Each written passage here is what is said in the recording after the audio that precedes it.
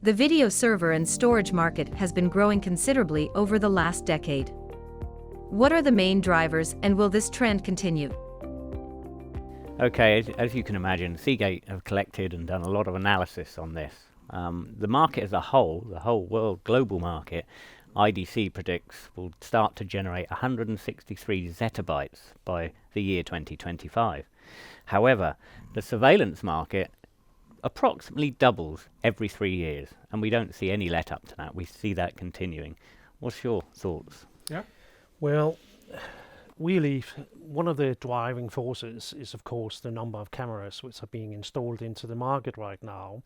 And the other part is really technology driven, in the sense that right now most cameras are installed with 1080p, but that's moving over to 4K, and really very soon it will also be 8K. The other thing which will drive the market, of course, is frame per second. So right now we are running around 25 seconds. We are moving towards 60 seconds, and even Sony is now working on 100 frames per second. So that gives a massive amount of details which we can use for video analytics, etc. The other thing which will drive this market is really retention periods.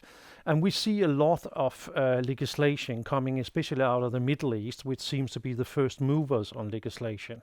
But it's also happening in other countries, and therefore that when the retention period is increasing, you will have considerable more requirements for storage.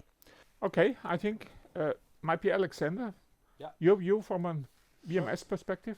I fully agree with Jes and with David here on their points of view, but also, which is way more important, is that the surveillance industry nowadays moved from an passive surveillance to an active surveillance, which is also called in the industry as forensic surveillance or preventive surveillance solutions. And the active surveillance solutions drives the need for better performance servers in the industry. Okay. Yes. Well, that's true. You know, companies like Fibrenetix and Axxonsoft, etc., are really driving the industry forward. And there's no doubt about it that we will have to have a lot higher performance level to be able to follow up with those guys.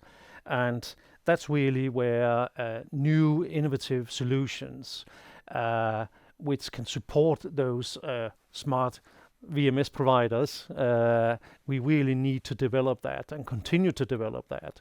So the challenge here is to continue to provide power to the guys, which then will develop software which can take or use the power and make really smart solutions.